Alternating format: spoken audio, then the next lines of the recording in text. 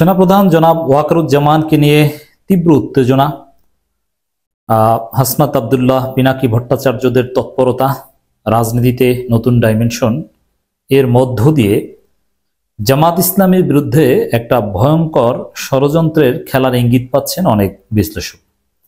এরকম একটা বিশ্লেষণ আপনাদের সামনে উপস্থাপন করব, ছোট্ট বিশ্লেষণ সহ। It's not my own take, এটা কোনো একজন বিশিষ্ট ব্যক্তি এই ফাইন্ডিংস তুলে এনেছেন। এটা জামাত শিবিরের জন্য অত্যন্ত জরুরি খবর এবং এখানে তাদের কিছু করণীয় আমি বিশ্লেষণ হিসেবে তুলে ধরব। দর্শক, শিরোনাম এটা, জামাতকে মাইনাস করার ভয়ঙ্কর খেলা। দেখেন, এটা কিন্তু সহজে অনুমেয়। 111 সরকারের সময় কিন্তু জামাত প্রথম দিকে খুব কমফোর্ট ফিল করেছিল যে না, সবাইকে ধরে, আমাদের ধরে না, আমরা তো ভালো আছি, কেউ প্রোগ্রাম করতে পারে না, আর আমরা কিশোর কণ্ঠ পাঠক ফোরামের নামে বিশাল বিশাল প্রোগ্রাম করি, ভালো তো, খুশি ছিল। কিন্তু পরে সেই 111 সরকারেই জামাতের 11 জন নেতাকে ফাঁসি দেওয়ার ভিত্তিপ্রস্তর স্থাপন করেছে এবং জামাতের উপর জামাতের 84 বছরের ইতিহাসে সবচেয়ে ভয়ঙ্কর নির্যাতনের গ্রাউন্ড তৈরি করেছে সে 111 সরকার। তবে এখন জামাত ভালো আছে, কিন্তু যে কোনো সময় পরিস্থিতি জামাতের বিরুদ্ধে চলে যেতে পারে, হতে পারে। এবং 111-এ কিন্তু সেই সেনাবাহিনীর হাত ধরেই জামাতকে বাজ দেওয়ার বন্দোবস্ত তৈরি হয়েছিল। ভারত সেনাবাহিনীর মাধ্যমেই কিন্তু মইনু আহমেদের মাধ্যমেই কিন্তু ক্ষমতা হাসিনার হাতে তুলে দিয়েছিল। অতএব সেনাপ্রধানকে নিয়ে চলমান উত্তেজনার মধ্যে জামাতকে মাইনাস করার ভয়ঙ্কর খেলা হতে পারে, এটা অসম্ভব নয়। হাসনাত আব্দুল্লাহর স্ট্যাটাসকে গভীরভাবে বিশ্লেষণ করলে এ সময়ের রাজনীতির জন্য জরুরি বিশ্লেষণ, তাহলে অনেক গোপন খেলা স্পষ্ট হয়ে যাবে। ভারত সেনাবাহিনীকে বিভিন্ন কৌশলে প্রস্তাব দেয় শেখ হাসিনাকে দেশে ফিরিয়ে আনার জন্য। সেনাবাহিনী ভারতকে বলেন, আমাদের 80% জুনিয়র অফিসাররা চাই না শেখ হাসিনা দেশে ফিরে আসুক। এগুলো অনেকটাই ইমাজিনারি প্রজেকশন, কিন্তু বাস্তবতার সাথে মিল রয়েছে। কারণ রাজনীতি বিশ্লেষণ কখন 100% ফ্যাক্টসের উপর ভিত্তি করে হয় না, অনেক ক্ষেত্রে অ্যানালজি করতে হয়। সেরকম সোশ্যাল সায়েন্সের তথ্য কখনো পিওর হয় না, লিমিটেশনস থাকে। আমাদের 80% জুনিয়র অফিসাররা চায় না শেখ হাসিনা দেশে ফিরে আসুক। সেনাবাহিনী ভারতকে পরামর্শ দেন, যদি বিএনপিকে রাজি করাতে পারেন তাহলে আমরা কৌশলে আগাবো। এটা কিন্তু 2-2-4 মিলে যাচ্ছে। এগুলো যে এক্সাক্ট তথ্যের উপর ভিত্তি করে বলছে তা না, এগুলো অ্যানালজি মিলে যাচ্ছে। এরপর থেকে বিকল্প রাস্তা খুঁজে ভারত। তারপর বিএনপির সাথে দফায় দফায় বৈঠক করে ভারত বিএনপিকে বোঝাতে সক্ষম হয়েছে যে জামাত যদি এনসিপি, চরমনাই, হেফাজত, খেলাফত সহ আরো ছোট ছোট দলের সাথে জোট করে তাহলে তারা ক্ষমতায় আসতে পারে। জামাত জোট ক্ষমতায় না আসলেও অন্তত 100 থেকে 120 আসন নিয়ে বিরোধী দলে যাবে। এখন জামাত সরকারি দল হলেও বিএনপি শেষ, বিরোধী দলে গেলেও বিএনপির জন্য ভবিষ্যৎ অন্ধকার। তাই জামাতকে কিছুতেই ক্ষমতায় আসতে দেওয়া যাবে না এবং বিরোধী দলও হতে দেওয়া যাবে না। আমি এই লাইনের সাথে শতভাগ একমত।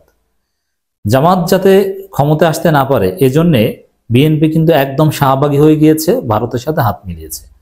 এখন জামাত যাতে বিরোধী দল হতে না পারে সে চেষ্টাও বিএনপি করছে, এটা করবে।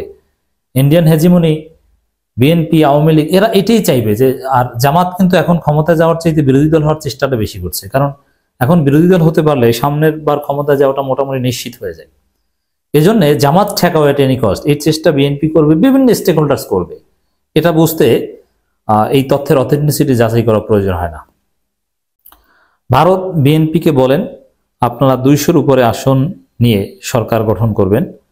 আওয়ামী লীগকে 30-35টি আসন দিয়ে বিরোধী দল বানাবে, আর এনসিপিকে 20-25টি আসন দিয়ে তৃতীয় দল, জামাতকে 6-7টি আসন দিয়ে চতুর্থ দল হিসাবে থাকবে। এই প্রস্তাবে বিএনপি রাজি। হ্যাঁ, এর সাথে আমি শতভাগ একমত, এটা ঘটতে পারে, এরকম চেষ্টা ভারত করতে পারে এবং তাদের এই প্রজেক্ট সেনাবাহিনীর মাধ্যমে বাস্তবায়ন করার চেষ্টা করতেই পারে। আই ডু বিলিভ 111 সরকারের সময় সেটাই হয়েছে। জামাতকে 2টা সিট ধরিয়ে দিয়েছিল, অথচ জামাতের ভোটের পার্সেন্টেজ ছিল যথেষ্ট ভালো। এর মানে সূক্ষ্ম কারচুপি করে অল্প ভোটের ব্যবধানে জামাতের অনেক প্রার্থীকে হারিয়ে দেওয়া হয়েছিল। ওই 2টা সিট ধরিয়ে দেওয়ার মাধ্যমেই জামাত নেতাদের ফাঁসি দেওয়া, নিবন্ধন বাতিল করা, নিষিদ্ধের ভিত্তিপ্রস্তর 111 সরকার স্থাপন করেছিল। এবার ভারত সেনাবাহিনীকে বলেন এনসিপির সাথে বৈঠক করেন। এনসিপির সাথে বৈঠক করলেন সেনাবাহিনী। হ্যাঁ, ওই এনসিপির সাথে বৈঠকটা সেনাবাহিনী করেছে, কারণ সার্জিসের পোস্টে উঠে এসেছে যে সেনা প্রধানের মিলিটারি অ্যাডভাইজার তিনি বলেছেন যে তোমরা কি এই বিষয়ে সরাসরি কথা বলতে চাও সেনা প্রধানের সাথে। এরপরেই তো এই বৈঠক হয়েছে, এর মানে প্রস্তাবটা কিন্তু ফ্রম সেনাবাহিনী।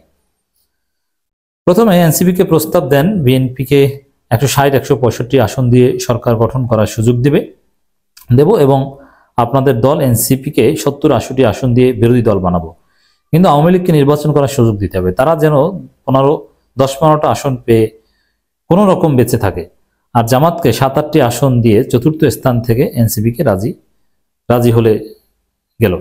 দর্শক দেখেন, এখানে সুষ্ঠু নির্বাচনের কোনো কথা নেই যে জনগণ যাকে ভোট দিবে সে প্রধান বিরোধী দল, সে কয়টা সিট পাবে, এরকম কোনো কথা নেই।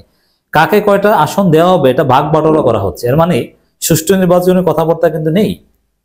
এর মানে সুষ্ঠু নির্বাচন ডিসেম্বরে হবে এটা অসম্ভব। সুষ্ঠু নির্বাচন চাইলে ডিসেম্বর নির্বাচনের বিরুদ্ধে আন্দোলন করতে হবে। সব জায়গায় কথাবার্তা ভাগ বাটোয়ারা কথাবার্তা। এখানে দেখেন বিএনপিকে এক রকমের প্রস্তাব, নতুন দল এনসিপিকে আরেক রকম প্রস্তাব। এরপর ছাত্ররা জামাত বিরোধিতা শুরু করে দিলেন। খেয়াল করে দেখুন তো, হাসনাত যে সময় ক্যান্টনমেন্ট বৈঠক করার কথা বলেছে সেই সময় তথ্য উপদেষ্টা মাহফুজ আলম একের পর এক জামাত বিরোধী প্রচারণা চালিয়েছিল কিনা। হ্যাঁ, গভীর রাতে ঘুম থেকে উঠে জামাতকে যুদ্ধাপরাধে সহযোগী বলে মাহফুজ বলেছিল, এমনকি নাহিদ ইসলাম ও ভারতীয় মিডিয়ায় জামাত ইসলামের বিরোধী কথা বলেছেন কিনা। হ্যাঁ, হাসনাতের পোস্টের অন্তর্নিহিত মেসেজ পড়লে বুঝবেন মাহফুজ নাহিদ কেন জামাতকে যুদ্ধাপরাধে সহযোগী বলছে। এরা একটি প্রক্রিয়াকে এন্ডোর্স করেছিল যা মূলত জামাত ইসলামীকে মাইনাস করা প্রক্রিয়া। এরই অংশ আবার জামাতের আমির ডাক্তার শফিকুর রহমানকে এআই ভিডিও তথা চুমুর কুৎসিত প্রচারণা, মানে জামাতকে মাইনাস করার পরিকল্পনা করে তা বাস্তবায়ন যুদ্ধাপরাধের অপবাদ দেয়া। কিন্তু আমরা হাসনাত আবদুল্লাহর স্ট্যাটাস থেকে জানলাম যে ক্যান্টনমেন্টে আলোচনা হয়েছে আগামী নির্বাচনে ভোট জালিয়াতি করে বিরোধী দল নির্ধারণ করা হবে এবং এতে জামাতকে মাইনাস করা হবে। অথচ ফেয়ার ভোটের হিসাবে অনুযায়ী বিএনপি ক্ষমতায় যাবে এবং জামাত ইসলামী বিরোধী দল হবে, কিন্তু জামাত মাইনাস করে আওয়ামী লীগ ও এনসিপির মধ্যে আসন ভাগাভাগি করা হচ্ছে।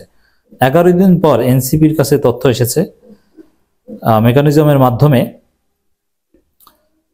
বিএনপি 170 আসন বিজয়ীকরণ হবে, আওয়ামী লীগকে 45-50টি আসন দিয়ে বিরোধী দল বানাবে, এনসিপিকে 10-15টি আসন দিয়ে তৃতীয় দল বানাবে। এরপর থেকে এনসিপির মাথায় টরাল পরে গোমর ফাঁস। তারপরে হাসনাত আবদুল্লাহ সেনাপ্রধানের সাথে বৈঠকের কথা ফাঁস করে দিলেন। তো এখানেও কিন্তু 11 দিন পর কেন হাসনাত আবদুল্লাহ ওই বিষয়টা সামনে আনেন এটার রহস্য কিন্তু মোটামুটি বোঝা গেছে। তারপর থেকে এনসিপি বলল যে আমাদের সাথে কন্ডিশন হয়েছে যে 80টি আসন দিয়ে বিরোধী দল, কিন্তু এখন দেখছি উল্টো, যে কোনো কৌশল আওয়ামী লীগকে নির্বাচন করার সুযোগ দিলেই হবে, বাদ বাকি কাজ সেরে নেবে সেনাবাহিনী। একথা বোঝার পর হাসনাত আবদুল্লাহর জীবনের ঝুঁকি নিয়ে ফেসবুকে পোস্ট।